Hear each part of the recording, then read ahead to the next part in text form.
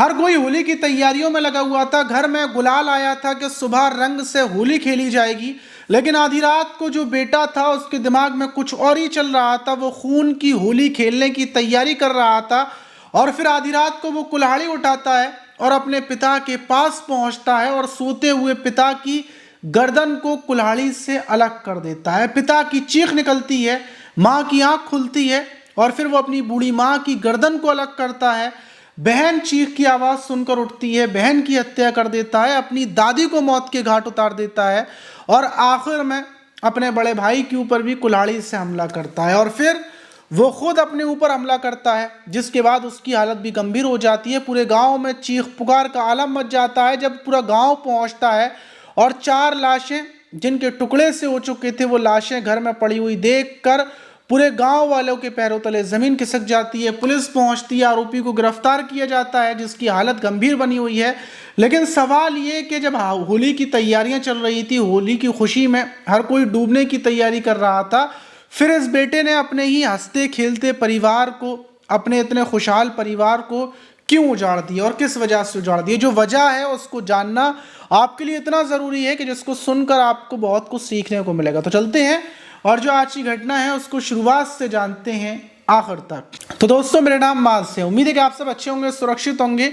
और आज की वीडियो के आखिर में उन लोगों के कमेंट्स को पढ़ा जाएगा जिन लोगों ने इससे पहले वाली वीडियोस में अपने कमेंट्स किए थे, अपना नाम लिखा था। तो मैं वीडियो के आखिर में उन लोगों के कमेंट्स को पढ़ूंगा और अगर आप भी चाहते हैं कि मैं आपका नाम लूँ, आपके कमेंट्स को पढूं, तो जल्दी से नीचे जाएं, आप अपना नाम लिख दें, फिर अगली वीडियो में मैं आपके भी कमेंट्स को पढ़ूंगा। तो आज की जो घटना है वो उत्तर प्रदेश के बहराइच जिले की और वहीं का रुपईडीहा थाना है और उसी थाने के अंतर्गत एक गांव पड़ता है बसतपुर रुदलू गांव। और उसी गांव में 2 मार्च की लगभग 12 से 1 बजे का टाइम था कि अचानक से गांव वालों को चीखने पुकारने की आवाज़ सुनाई देती है और जो आवाज़ें थी वो बेहद ज़्यादा थी। मतलब नॉर्मल आवाज़ नहीं थी, लड़ाई झगड़े की आवाज़ नहीं थी, बल्कि ऐसी आवाज़ थी कि कोई मरने से पहले बस अपनी जान बचाने को चीखता है। और ये आवाज़ सुनकर गांव वाले फ़ौरन अपने अपने घरों से बाहर आते हैं और वो देखते हैं कि जो आवाज़ आ रही है वो बदलू राम के घर की तरफ से आ रही है। बदलू राम के घर की तरफ दौड़ते हैं, गेट को खोलने की कोशिश करते हैं, लेकिन गेट अंदर से बंद था। वहीं बदलू राम के घर के अंदर झांक कर देखते हैं तो अंदर 2 भाइयों में जो बदलू राम के बेटे हैं, जिसमें एक का नाम निरंकार वर्मा और दूसरे का नाम गुरुदेव वर्मा है, दोनों एक दूसरे से लड़ रहे हैं। बीच में कुल्हाड़ी है और खून से तरबतर हो रहे हैं। और इसी बीच जो बड़ा वाला बेटा है गुरुदेव वर्मा, वो कुल्हाड़ी को छीन लेता है और जो छोटा वाला बेटा है वो गिर जाता है और गिरने के बाद वो फौरन एक ईंट उठाता है और इस ईंट को अपने सर में पूरी ताकत से मार रहा होता है। वहीं गांव वाले साइड में देखते हैं तो देखते हैं कि बदलू राम, उनकी पत्नी संजू देवी और बेटी पार्वती वहीं पर पड़े हुए हैं, जिनके सर वर मतलब पूरे तरीके से अलग हो रहे हैं। और परिवार के जो गांव के लोग थे वो गेट को तोड़कर अंदर की तरफ घुसते हैं और जब अंदर घुसते हैं तो जो निरंकार बेटा था उसने ईंट मारकर वो घायल होकर नीचे गिर गया था।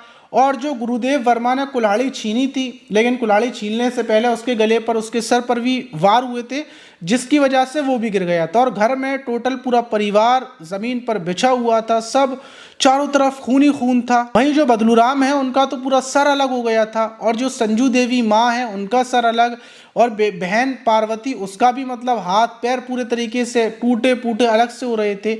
जो दादी हैं उनकी हालत भी ऐसी थी। लेकिन जो 2 लोग थे, बस तड़पते हुए जो 2 लोग थे, वो बड़ा भाई गुरुदेव और छोटा भाई निरंकार। फौरन गांव के लोग पुलिस को फ़ोन कर देते हैं। वही परिवार के और लोगों को देखा जाता है तो उसी बीच जो गुरुदेव वर्मा का बेटा है 10 साल का, वो छिपा हुआ था, वो बाहर निकल कर आता है गांव वालों को देखकर और बोलता है कि निरंकार चाचा ने सबको मार दिया, सबको ख़त्म कर दिया। मतलब अब गांव वालों को पता चल जाता है कि छोटे बेटे ने इस घटना को अंजाम दिया है। फौरन पुलिस मौके पर पहुंचती है। घायल सिर्फ निरंकार और गुरुदेव थे, बाकी 4 लोग, इन चारों की मौत हो चुकी थी क्योंकि कुल्हाड़ी से ताबड़तोड़ हमले किए थे। वहीं दोनों भाइयों को हॉस्पिटल भेज दिया जाता है।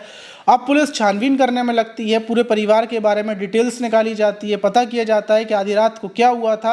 और पुलिस जो 10 साल का बेटा वहां पर छिप कर देख रहा था उससे पूरे केस की मालूमात करती है, जानकारी करती है। तो घटना का खुलासा ये होता है कि जो बदलू राम है, जिनकी उम्र लगभग 60 साल है, जो अपनी पत्नी संजू देवी के साथ रहते थे, उनके ये 2 बेटे थे, गुरुदेव और निरंकार, और उनकी एक बेटी है पार्वती। वहीं अपने परिवार के साथ वो अच्छे से रहते थे। वहीं बड़े बेटे की शादी हो जाती है, वो अपनी पत्नी के साथ रहता है। और दूसरी तरफ ये निरंकार है, इसकी भी शादी हो जाती है, इसकी उम्र लगभग 40 साल थी, लेकिन जो इसकी पत्नी थी वो इसको छोड़कर चली जाती है। वहीं आज से 15 साल पहले जो ये बदलू राम थे, इन्होंने एक प्रॉपर्टी को बेचा था, और उस प्रॉपर्टी को बेचने के बाद इन्होंने दूसरी प्रॉपर्टी खरीद ली थी। और दूसरी प्रॉपर्टी जब इन्होंने खरीदी थी, तो खरीदने से पहले बाकी दूसरा वाला जो गुरुदेव है उसको तो पैसे दे दिए थे, अपनी बेटी को भी पैसे दे दिए थे, लेकिन जो पैसे नहीं दिए थे वो निरंकार को कोई रुपया नहीं दिया था। निरंकार से बोला था कि जब बाद में प्रॉपर्टी वगैरह बिकेगी तो हम तुम्हें पैसे दे देंगे। और फिलहाल में आकर जो पिता हैं बदलू राम, उन्होंने प्रॉपर्टी को बेच दिया था, और जो प्रॉपर्टी बेची थी वो 18 बीघा जगह बेची थी, जिसमें और जेवरात वगैरह थे। और ये बेचने के बाद पैसा मिला था, और उस पैसे को ये निरंकार है, ये पैसा मांग रहा था कि जो मेरे हिस्से में आया है वो मुझे पैसा दे दो।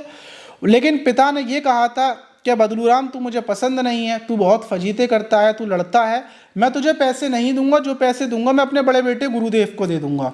और इसी बात को लेकर घर में फजीते चल रहे थे। एक बेटे को अलग किया जा रहा था, दूसरे बेटे को पिता करीब बुला रहे थे, और इसी को लेकर दिन में बहुत ज़्यादा फजीते हुए, लड़ाइयाँ हुई। गांव वालों ने भी ये देखा, गांव वालों ने सुलह करवाने की कोशिश की, लेकिन जो पिता बदलू राम थे उनका कहना ये था कि मैं इसको अपनी जायदाद से बिल्कुल बेदखल कर दूंगा, इसको मैं कुछ नहीं दूंगा, प्रॉपर्टी मेरी है, मैं चाहूँ दूँ या ना दूँ, ये क्या करेगा। तो इसी वजह से निरंकार आग बबूला था गुस्से में। 2 मार्च की रात को भी विवाद होता है, और विवाद के बाद पिता साफ बोल देता है क्या तुझे जो करना है कर ले, अब तो मैं तुझे 1 रुपया नहीं दूंगा। और उसके बाद परिवार में साफ सफाई का काम चल रहा था, क्योंकि दूसरे दिन होली थी, और होली को लेकर परिवार में साफ सफाई, गुलाल लाया जा रहा था, होली खेलने की तैयारी की जा रही थी, ये सब हो रहा था। लेकिन आधी रात को ही निरंकार के दिमाग पर खून सवार हो जाता है, और वो कुल्हाड़ी उठाकर सबसे पहले अपने पिता के पास पहुंचता है, और सोते हुए पिता की गर्दन पर वार करता है। पिता की चीख निकल पाती है कि जब माँ की आंख खुलती है तो माँ के ऊपर भी कुल्हाड़ी से वार करता है। फिर बहन पार्वती भागती हुई आती है बचाने के लिए अपनी माँ को, तो फिर ये बहन को भी कुल्हाड़ी से ताबड़तोड़ वार कर उनकी भी हत्या कर देता है। और आखिर में जब दादी सिताला, जिनकी उम्र 80 साल थी, वो आती हैं तो उनको भी मार देता है। फिर भाई आवाज़ सुनता है चीख पुकारों की, वो अंदर से अपने 10 साल के बेटे के साथ बाहर आता है, और ये अपने भाई के ऊपर कुल्हाड़ी से वार करता है, लेकिन भाई कुल्हाड़ी को पकड़ लेता है, और कुल्हाड़ी लेकर दोनों नीचे गिर जाते हैं। लेकिन ये अपने भाई के कंधे पर, गर्दन पर कुल्हाड़ी से वार कर देता है, और भाई कुल्हाड़ी को छीन भी लेता है। फिर ये ईंट से अपने ताबड़तोड़ सर में वार करता है। वहीं हॉस्पिटल दोनों भाइयों को पुलिस ने पहुंचाया है, निरंकार वर्मा को और गुरुदेव वर्मा को, लेकिन दोनों की ये हालत बेहद ज़्यादा गंभीर है, क्योंकि निरंकार ने गुरुदेव के ऊपर कुल्हाड़ी से हमला किया था, उसकी हालत इस वजह से गंभीर है, और निरंकार ने ईंट से अपने सर पर जो ताबड़तोड़ वार किए थे पूरी ताकत से कि वो खुद को ख़त्म कर ले, तो उसकी वजह से उसकी हालत गंभीर है। वहीं इस घटना के खुलासे के बाद पूरे गांव में कोहराम मच गया, हर कोई हैरान रह गया कि बेटे ने सिर्फ थोड़े से पैसे के लिए, सिर्फ थोड़े से जेवरात के लिए उसने अपने पिता और अपने खुशहाल परिवार को तहस नहस कर दिया। अब आप सोच कर देखिए कि बेटे ने अपने परिवार को ख़त्म कर दिया, अब उसको ना पैसा मिला ना परिवार मिला, और जो ज़िंदगी वो घूम फिर कर कमा रह सकता था अपनी पत्नी के साथ या फिर कहीं भी रह सकता था, अब वो ज़िंदगी भी उसकी ख़त्म हो गई। जेल में रहेगा और पूरी दुनिया उसको मतलब बुरी नज़र से देखेगी, तो वो ना दुनिया का हुआ ना ऊपर मरने के बाद उसका कुछ होगा। तो प्रॉपर्टी के चक्कर में एक मामला ऐसा हो जाता है कि बच्चे अपने माता पिता के खिलाफ हो जाते हैं। और दूसरी बात, इसमें ऐसा नहीं है कि पिता की गलती नहीं थी, पिता का सब कुछ था, पिता के हाथ में पैसों की अथॉरिटी थी, पिता अपने एक बेटे को चाहे या दूसरे बेटे को चाहे, लेकिन पिता ने ये गलत किया कि बेटों में कंपैरिजन कर दिया। कोई भी बेटा कितना भी बुरा सही, लेकिन आपको उसमें हिस्सा देना था, चाहे थोड़ा हिस्सा देते चाहे उसको थोड़ा कम दे देते, लेकिन आपको हिस्सा देना था। आपको ये नहीं कहना था कि तू बेकार है, हम तुझे नहीं देंगे। जब आप किसी से ऐसा बोलेंगे तो वो आग बबूल हो जाएगा, आपकी जान का मतलब एक तरीके से उसका ये आ जाएगा कि एक बेटे को तुम दे रहे हो, मुझे नहीं दे रहे हो, और फिर ज़्यादातर लोग ऐसे ही कदम उठाते हैं। तो माता पिता के लिए भी ख़ास बात है कि अपने बेटों में फ़र्क ना करें, अपने बच्चों को बराबर से जायदाद या प्रॉपर्टी कुछ भी हो उसमें हिस्सा दें। अगर आप एक को नहीं दे रहे हैं तो फिर किसी को भी ना दें, तो ये तो बिल्कुल सही तरीका है। और इसी वजह से माता पिता की भी गलती थी, बेटे की भी गलती थी और ऐसा कांड हो गया। अब बात करते हैं उन लोगों की जिन लोगों ने इससे पहले वाली वीडियोज़ में कमेंट्स किए थे, तो उनको कमेंट्स को पढ़ते हैं। तो ये जो पहला कमेंट है ये अफजाल अहमद ने किया है। भाई आप मेरा नाम नहीं लिया है, मेरा नाम मोहम्मद अफजाल है। मैं आपके अंदर एटीट्यूड आ गया है, शायद इसलिए आपने मेरा नाम नहीं लिया है। अल्लाह आपको और आपके परिवार वालों को ठीक रखे, आमीन। रमज़ान की बहुत बहुत मुबारकबाद। भाई अफजाल भाई, ऐसा कुछ भी नहीं है, कोई एटीट्यूड नहीं है। मैं तो बस आप लोगों के लिए कुछ वीडियोस लेकर आता हूं जिससे आपको सीखने को मिले मेरे अंदर किस चीज़ का एटीट्यूड आएगा। और मैं आपका एसएमएस नहीं देख पाया, उसके लिए अफजाल भाई सॉरी। और अफजाल भाई आपको भी हैप्पी दीपावली, हैप्पी रमज़ान, रमज़ान मुबारक हो। आप सब लोगों को रमज़ान मुबारक हो, दीपावली की बहुत बहुत शुभकामनाएं। आपकी ज़िंदगी में रंगों की तरह खुशियाँ आ जाएं सारे लोगों के लिए, जो बुरे कमेंट्स करते हैं उनके लिए भी, जो अच्छे कमेंट्स करते हैं उनके लिए भी। और ये कमेंट्स किया है विनोद राजक ने। ये बोल रहे हैं हेलो मास्टर, इंतज़ार रहता है आपके वीडियो को, अस्सलाम, रमज़ान मुबारक। तो विनोद भाई आपको हैप्पी दीपावली मुबारक हो, दीपावली की हार्दिक शुभकामनाएं और रमज़ान की भी शुभकामनाएं। दोनों चीज़ें सामने पड़ती हैं। और वालेकुम अस्सलाम भाई। और ये बोल रहे हैं अरबिन, ये बोल रहे हैं हाय माज भैया कैसे हो। अरबिन भाई मैं बिल्कुल ठीक हूँ, आप बताइए आप कैसे हो। मैं तो एकदम गुड हूँ। और सुजीत कुमार बोल रहे हैं माज भाई कैसे हो आप, बहुत अच्छी कहानी आपकी होती हैं, हम आपको दिल से दुआ करते हैं, आप हमेशा सलामत रहो और खुश रहो। तो सुजीत भाई मैं भी आपके लिए तो दुआ करता हूँ, आप सब लोगों के लिए मैं दुआ करता हूँ कि आप सब खुश रहो, आपका परिवार, ये जो दुनिया में क्राइम चल रहे हैं, ये बीमारियाँ चल रही हैं, इनसे बचा रहे, आप खुशहाल रहो। ज़िंदगी में देखिए सबसे ज़्यादा जो खुशहाली की बात है वो दो चीज़ें हैं। एक चीज़ ये है कि आपका परिवार में आपस में रंजिश ना हो, परिवार टूटे ना। और दूसरी चीज़ ये है कि आपके माता पिता सेहतमंद रहें, बीमार ना हो, उनको कोई बीमारी ना लग जाए। अगर कोई बीमारी लग जाती है तो ये समझ लें आपका सुख चैन बिल्कुल छिन जाता है। मतलब हमेशा अगर आपके माता पिता को कोई गंभीर बीमारी हो गई तो हमेशा डर लगा रहता है कि पता नहीं कब कुछ हो जाएगा, कब कुछ हो जाएगा। तो इसलिए ऊपर वाला कम पैसा दे लेकिन बीमारियों से बचाए रहे। और ये कमेंट्स किया है नौमान ने, ये बोल रहे हैं भाई कैसे हो। मैं बिल्कुल ठीक हूँ नौमान भाई, अस्सलाम वालेकुम। आप कैसे हो नौमान भाई बताइए। और ये बोल रहे हैं सुरेंद्र हरीवाल, होली की हार्दिक शुभकामनाएं भाई। सुंदर लाल अहिवार, ग्राम मडदेवरा, ज़िला छतरपुर। तो आपको भी होली की बहुत बहुत शुभकामनाएं भाई। और ये कमेंट कर रहे हैं रवि मेहरा, ये बोल रहे हैं कि मैं 2021 से आपकी वीडियोस देखता हूं। तो भाई बहुत बहुत शुक्रिया आपका कि आप मेरी वीडियोस 2021 से देख रहे हैं। मतलब थोड़ी बहुत मैं ठीक ठाक वीडियोस बना लेता हूं, तो आपका बहुत बहुत शुक्रिया भाई।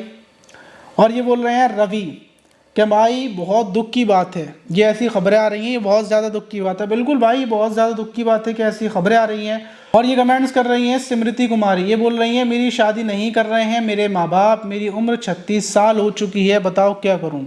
ये तो बहुत दिक्कत की बात है कि आपके परिवार के लोग शादी नहीं कर रहे हैं। अपने रिश्तेदारों से बातचीत करें, अपने बड़ों से बातचीत करें कि भाई परिवार के लोग शादी नहीं कर रहे हैं, उनसे बोलिए आपकी शादी करें। क्योंकि अगर 3-4 साल और ऊपर चली गई तो शायद आपकी शादी ना हो पाए, और शादी अगर होगी भी तो आपको अपनी पसंद का इंसान नहीं मिलेगा। इसीलिए कम उम्र में शादी कर लेना बेहतर है, तब आप पसंद कर कर किसी से शादी कर सकते हैं। आपके पास चॉइस होती है कि ये करूं, इससे करूं, उससे करूं।